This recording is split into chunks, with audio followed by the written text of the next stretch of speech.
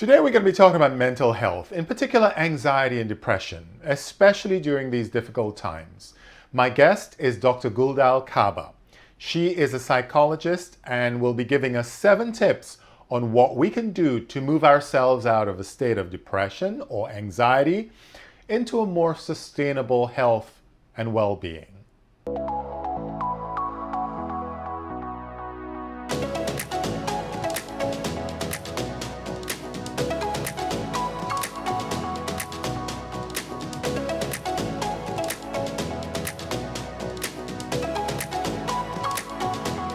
Hello, I'm Michael Robinson and welcome to my channel.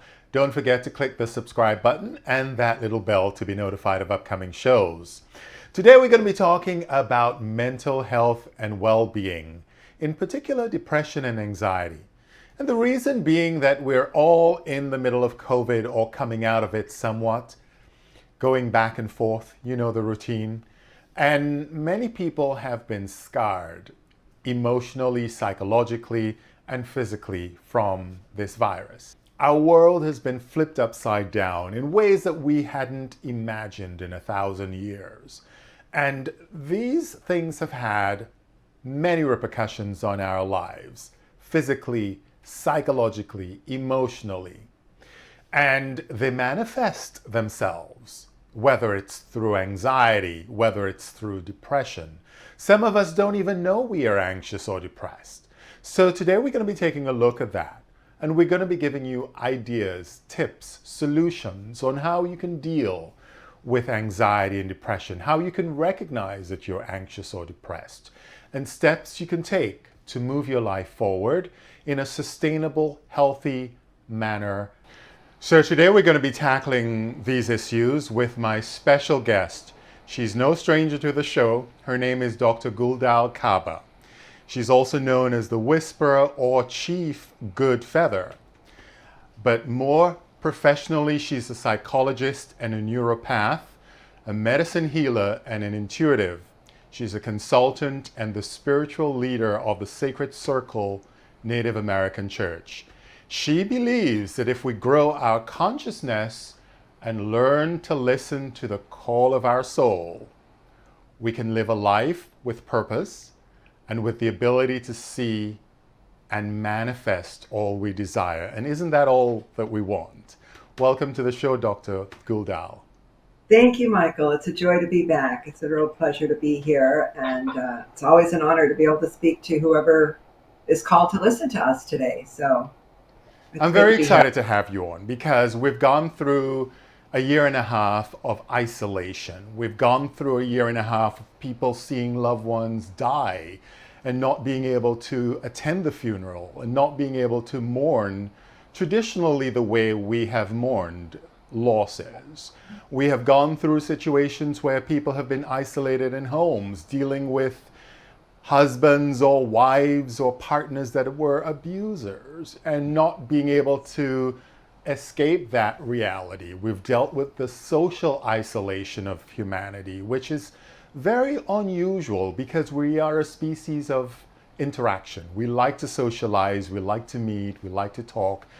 But unfortunately, the past year and a half has not given us that opportunity. Now, what I've seen manifesting from all of this has been situations such as what you've heard on the news with the airlines, people getting violent with flight attendants for no reason, just because of a mask situation or other situations. So we see that being manifested in our lives with people not really putting their emotions in check, maybe living outside of themselves, maybe not living in the present. How do we begin the process of, first of all, recognizing that we have a problem? Because a lot of us don't think we do. How do we begin the process of actually looking at ourselves? You know, that's the number one question. I feel like we're living in one of those sci-fi shows from the 80s and 60s, like Star Trek, where everybody was on a tricorder and everybody's in a box, everybody's just on the screen all the time. Luckily, it's a technological world. Michael, it's important to remember that pre-COVID, we had a very volatile political situation during the elections. So that was already the mood of the country. where people were angry and adamant and just holding their stance and being angry with each other. And then COVID hit soon after that. So we were already stepping in where people were a little outside of themselves, if you will. So the first thing, really, the most important thing, especially now, is to take a check. If anyone is finding themselves ruminating on whatever it may be, whatever the topic is, whether it's the hot topic of mask or no mask, vaccine or no vaccine, or just this grief and isolation that you put it, when we don't take a check, it starts spiraling out of control and it feeds on itself and it leads to either depression or anxiety. And I think that's really the core topic today.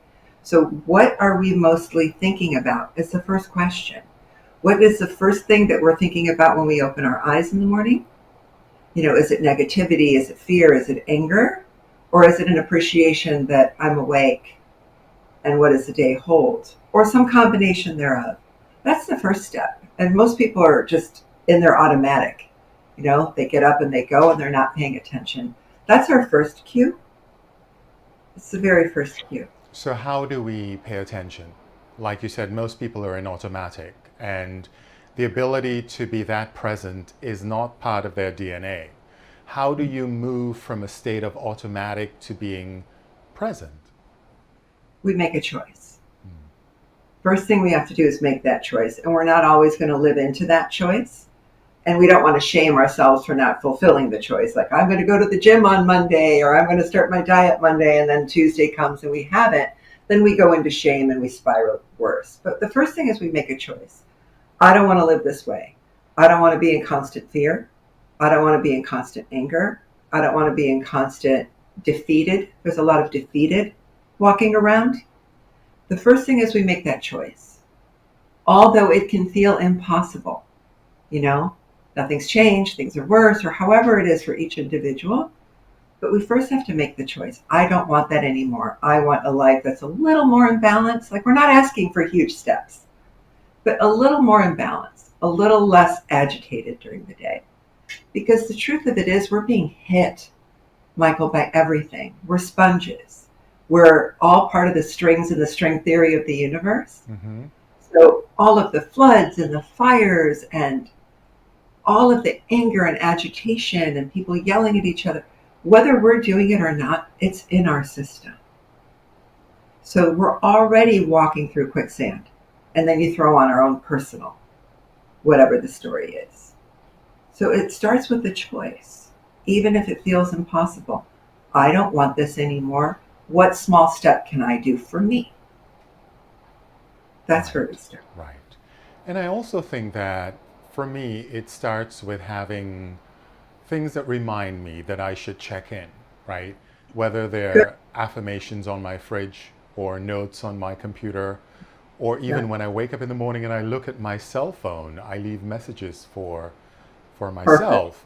And it sort of brings you into the moment, right? Because other than that, you pick up the cell phone and you start looking at the news for the day, or you're checking your messages, text messages, and your agenda for the day, and all before you know it, the day begins and you're not even paying attention to, as you mentioned before, the automatic state of consciousness.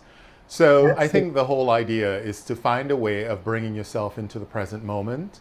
And it takes what's called triggers. It's funny, the lower thirds that we have on our computers right now, there's something called a trigger that allows the lower third to move after a period of time. It's not doing that at the moment. But if we have triggers in our lives that allows us to bring ourselves from the automatic to the conscious present, then I think that helps tremendously. Breathing is one of the things that works beautifully for me. Being mindful of my shallow breath and just saying, wow, I don't feel great because I'm not breathing properly. I have to breathe. That in of itself. It's always the key. And I love that you mentioned that, because that was part of what I wanted to bring to the surface today. I tell people to put reminders on their phone, but if they're using their phone for the alarm in the morning, you can actually set your own music tone, or you can set your own voice recording. So I have people either use my voice, their own voice, or pick some kind of a meditation. That's their alarm in the morning. So some of the people that I work with, they use their own voice, and the alarm is, I am waking up thoughtfully today. How do I want my day to be today? So that's what's ringing as you're waking up. It's a beautiful trigger, if you will, or even just some calming music or a frequency instead of just that obnoxious alarm. So we can set any music that we want. And then set a reminder on the phone every hour, every 2 hours, check your breath, which is the number one. Check your posture. What am I thinking about right now? Like just have that alarm go off through the day to trigger us to come back. Or even breathe. I have that reminder on my phone, goes off every hour, just says breathe. Tell me about depression and anxiety, because those are two things that I think have been very common. I've seen it amongst my friends and family members, and it manifests in different ways. People can sleep a lot because they're feeling depressed, or people can be so anxious that they become angry, right? Or obnoxious.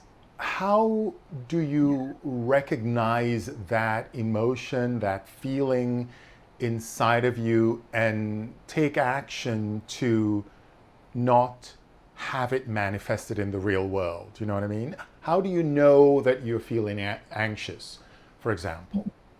Most people know they're anxious, I think. Although some people, as you said, are angry or fearful, they don't necessarily realize that this constant stream of fear in their mind is an anxiety process. Part of the anxiety of our world today is, you mentioned it, we wake up, we look at our phone, we're seeing the news, the phone's going off every second, alerts for email, alerts for text messages, IMs, DMs, TikToks. There's this constant barrage on our central nervous system.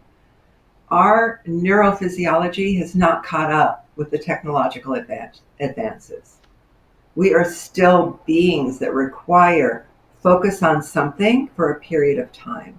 And when that's constantly going off, regardless of the COVID situation or anything else, technology alone is creating this anxiety. And now we have a culture that doesn't have patience to wait for a response.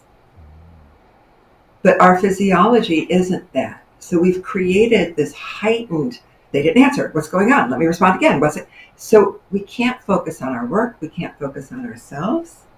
Of course, the key is to put the phone down sometimes, if we can do that. If we cannot put the phone down, if we're scrolling instead of being quiet all the time, it's the number one cue that we're anxious and or depressed or both.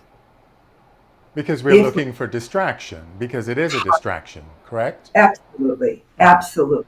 100%. It And takes the us key, out of our mind of feeling depressed and anxious. We know we are, but the phone kind of distracts us, or the television. And the funny thing is that you look at television, whether it's the news or a show, and that in of itself stirs other kinds of emotions, right? Either the news is depressing because of all the right. stories you're hearing, and combined with your own personal issues, it just creates more of a Pandora's box. Absolutely, it does. And all of what we're talking about is really a sense of powerlessness. We have been feeling so powerless in our lives. You know, businesses have closed down, people have lost their livelihood.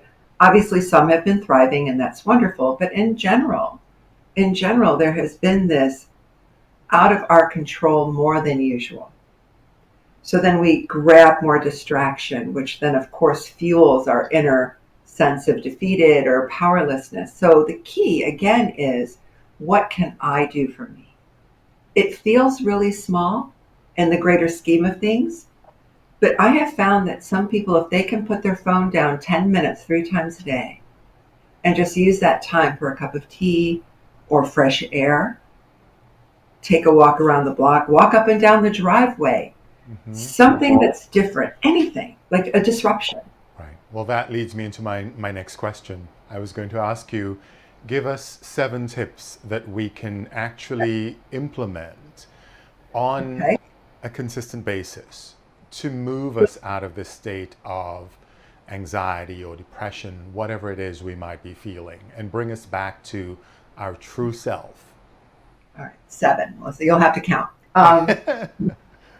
So the first thing is we have to make a choice. The choice is I'm going to make a choice to look at myself, and am I living daily who I am? Am I content with how I'm living and who I am? First question. And we need to ask that every day. It's very quick. The second thing is the alarm in the morning. Set a reminder somehow to check in and say, how is this day going to be? Am I spinning out of control? Am I angry? What are my emotions? And just check that very quickly and take a deep breath and count one thing that we can appreciate that day. Maybe it's the person laying next to us. Maybe it's a phone call we're going to make. One thing that we can appreciate that day. I'm not saying gratitude. I'm not saying love. If you notice, I'm using the word appreciate. It's very important. The third thing is set a reminder on your phone. Breathe. Just a deep breath, using our entire lung structure, filling up our belly. If we could do that 3 times, it automatically disrupts our nervous system and puts us back into a calm state. Anxiety and depression cannot live with deep breathing. It's literally a knob that we can turn on and off. So set the breath. And when people are already in anxiety, stopping to breathe feels counterintuitive. So if we can't do that, the next thing is, who's your person that you rely on? Reach out to the person you rely on, and now we don't have to have long phone calls. We can do a quick text for a reality check. I'm not feeling good about myself, or I think this went badly, or how are you today? Tell me something good. Anything with the person that we trust. Because if we have someone in our lives that we trust and respect, and we know that they care for us, we need to take note of that. If we have people in our lives that we don't like, any of them, and they like us, we don't care because their opinion means nothing. Mm-hmm. So who's our person? And get that reality check, get that moment of touch and connection. Because it really is lack of touch with others and lack of touch with self. For a while at the beginning of the epidemic, you couldn't find a puppy to rescue anywhere. People were in such need for touch. So we need that, and maybe we can't do it yet in person, but we can still get that connection, and that's really important. There is a secret, those of you that know who Wayne Dyer is.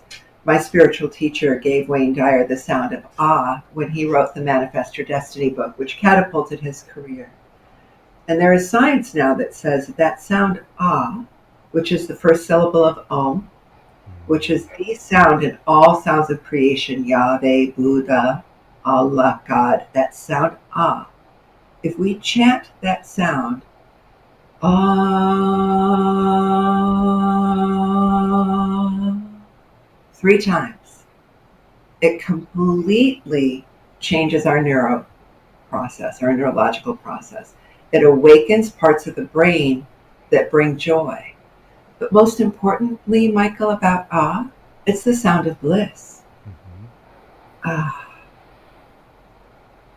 So for those of us that don't want to do the breathing that we've been hearing about all these years, heck with the breathing, then breathe the ah. Mm-hmm. It's bliss. We create our mechanics. Yes, there is trauma. There are those things that spin out of control. But Einstein once said, the mind is a great master, but it is my job to become the master of the mind. Of course, absolutely. I'm not sure that's the exact quote, but that's what we want. Absolutely. So one way to do that is ah. Mm-hmm. Just bring the bliss back. And also pay attention to your physiology. I think a lot of times we walk around with a scowl on our faces, or our posture is bad, and it's all of these things affect how your mind perceives what's happening in the world, right? So putting a smile on your face, even if you don't feel great, changes your mental perception. Your mind thinks that you're feeling happy if you're smiling. If your posture is great, your chakras are aligned, or your energetic flows are aligned in more of an efficient manner, and you feel better, you breathe better, your shoulders are relaxed, your body isn't tense, your back isn't hurting. It's a wonderful thing. And it's Absolutely. interesting that you're talking about because prior to becoming a yoga instructor years ago, I thought the word was Om. And then being a yogi, I know it's Aum. It's a longer word than most people realize. So the I in of itself is very, very powerful. And the Om is certainly a lot more transitional in terms of how your body flows through the process of time. And I love So it. beautiful. So beautifully stated. The way that I help people understand what you just spoke about is the power of commercials and advertising, or the power of the imagination. If I'm not even hungry, and let's say I've been a couch potato and I'm watching regular television where there's advertisements, and about midnight or whatever, the food commercials come on. Hmm. What am I doing? All of a sudden I'm hungry. I wasn't, but now I am. Same thing with our own imagination. Our body responds, and I'm going to use sex as an example. When people are in the middle of the most boring board meeting and they start thinking of a pleasant sexual activity, not only are they smiling, but their body responds. Hmm. Hmm.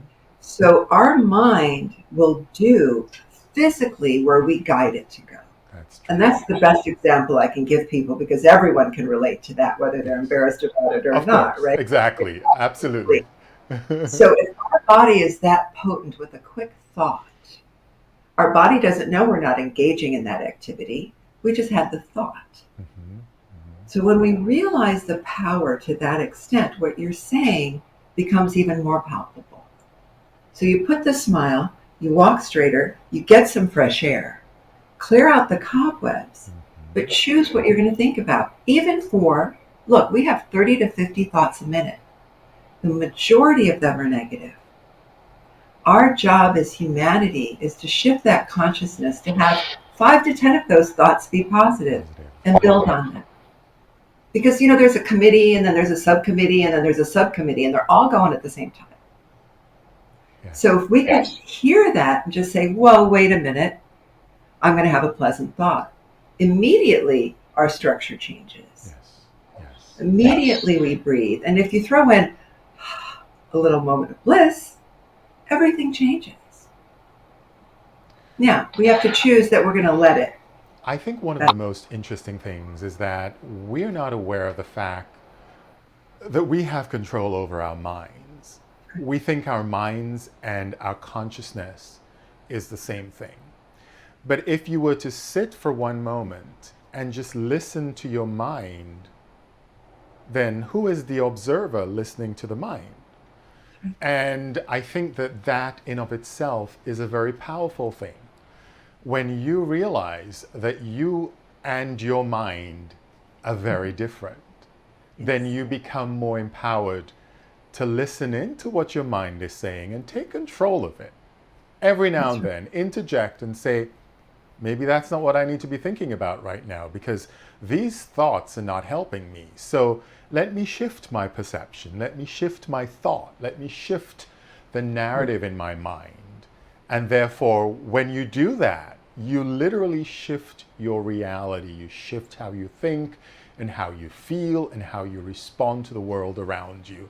And that ability to recognize the mind and your conscious higher self is probably one of the most important things that I've learned in my 25 years of self actualization and growth. And the ability to change that perception from negative thinking to positive thinking by actively doing it and consciously paying attention to this computer in our bodies, which is called the mind. It's really quite fascinating. Beautifully articulated. Oh, go ahead, please finish. Yeah, no, no.